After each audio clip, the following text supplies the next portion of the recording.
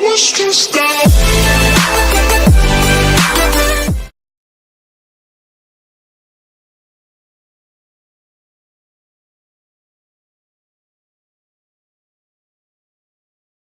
Je m'appelle Robin, j'ai 22 ans et j'ai commencé cette chaîne YouTube il y a 2 ans, en 2016. Et j'ai fait la vidéo sur le bégaiement, pour voir juste ici.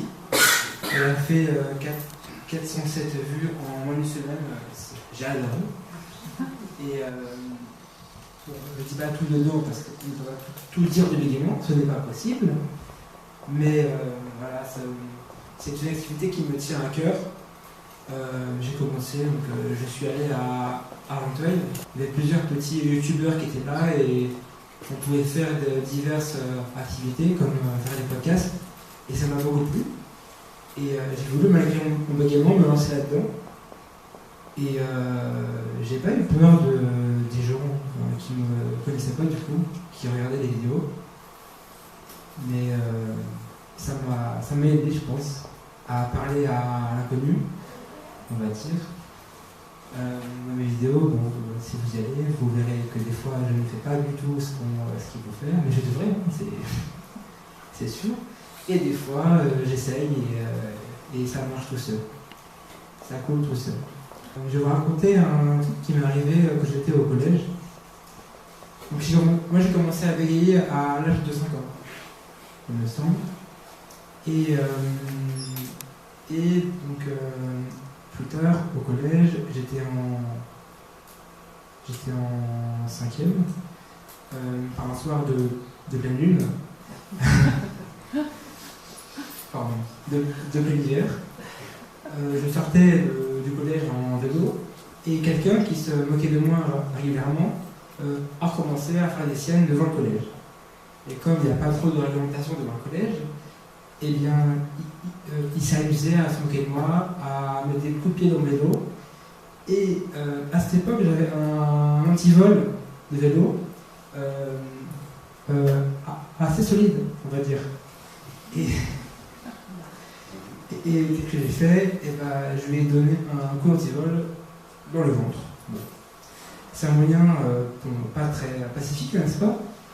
Mais j'ai trouvé que ça, sur le coup, ça m'a... J'ai pas osé, enfin, je voulais pas débattre avec lui, voilà. Après, ce garçon ne m'a plus jamais embêté. Je vois ça marche, mais bon, il faut pas le faire. Hein, si il me vaut parler avec lui et comprendre pourquoi est-ce qu'il veut faire ça, et voilà. Et dire de arrêter de faire ça, justement. Parce que c'est déjà arrivé, il faut parler aux camarades de classe, aux professeurs. Il ne faut pas avoir peur, hein, surtout quand on vient à la peur du bégaiement. Il ne faut pas avoir peur d'en parler, c'est pas une honte du tout de bégayer, même si certains le pensent. Et j'ai fait aussi en parallèle du coup l'islam. Je slam un petit peu à mes heures perdues. Je vous en lire un, si vous le permettez, que j'ai fait justement. J'écoutais du piano à ce moment-là. Un jour, je me suis réveillé. Je ne savais ni écrire ni parler. Mais pourtant, j'ai commencé à bégayer. À l'âge de 5 ans, pas facile d'assumer. Ce n'est pas possible, il est trop fragile. Il va se faire victime, il est foutu. Je me suis imposé, certes de manière hostile. À coup de chaîne de vélo, je me suis défendu. Il n'y reviendra pas, c'est vraiment inattendu. Tel le Bounty, je me suis ancré. Mais je vous promets que je ne vais pas dériver. On a tous des soucis, des gros, des petits. Mais on va réussir, sans supercherie. Je ne me cracherai pas comme le Titanic. Je vous le dis, je ne céderai pas à la panique.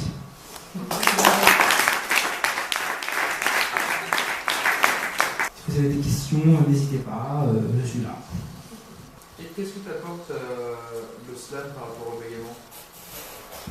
Par exemple, je suis allé à Paris dernièrement et pour une soirée art et littérature. Et au début, je ne sais pas, mais je me suis lancé au fur et à mesure. Et j'ai pu réciter 400 slams que j'avais fait. Et ça m'a fait beaucoup de bien de le dire avec un public qui était que je ne connaissais pas d'ailleurs. Et le fait de l'écrire et après de le dire, ça fait du bien, je trouve. En fait, tu as créé une chaîne YouTube. Être sur le net, c'est déjà une façon assez exposée de communiquer. Et le faire sur YouTube et podcast, c'est un truc qui t'a un peu impressionnant. C'est comment est-ce que tu l'as vécu? Si, c'est vraiment. Au début, j'avais peur des critiques, comme toute personne qui débarque de nulle part sur le net.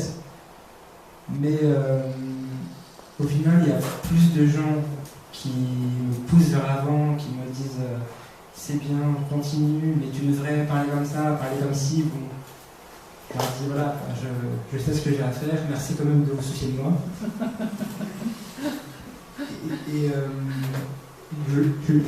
Les commentaires vraiment très haineux, bon, j'attire, forcément, mais ceux qui font des remarques pas trop désobligeantes, que je peux prendre et puis qui peuvent m'aider, moi je les laisse. C'est pas dérangeant au final pour celle-ci. Et voilà, donc je passe outre les commentaires désobligeants, mais je garde ceux qui sont bien argumentés. Si je ne me trompe pas, tu as parlé récemment devant plusieurs milliers de personnes, non? Et du coup, je pense que ça peut être une expérience assez intéressante à partager. J'ai aussi parlé devant plusieurs personnes. Je suis allé au Grand Rex, je suis un fan de Harry Potter, et je suis allé au marathon en novembre, début novembre, et il y avait un concours où on pouvait monter sur scène, 9 personnes, et je suis parti, et il fallait lancer un sort qu'on avait inventé, et pour 2600 personnes, ça fait un stress quand même. Et bon, je ne peux pas démonter pour autant.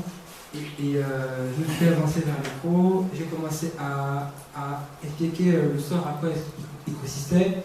Et là, j'ai commencé à bugger, mais j'avais un public qui était plutôt enthousiaste, qui ne se préoccupait pas de mon bégaiement. Donc ça, c'est pas mal. Hein.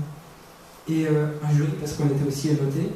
Mais bon, le jury n'a pas tenu compte de mon bégaiement, donc au final, ça s'est bien passé. Et après, il y a des gens qui sont venus pour me dire ouais, c'est bien ce que tu as fait. Voilà.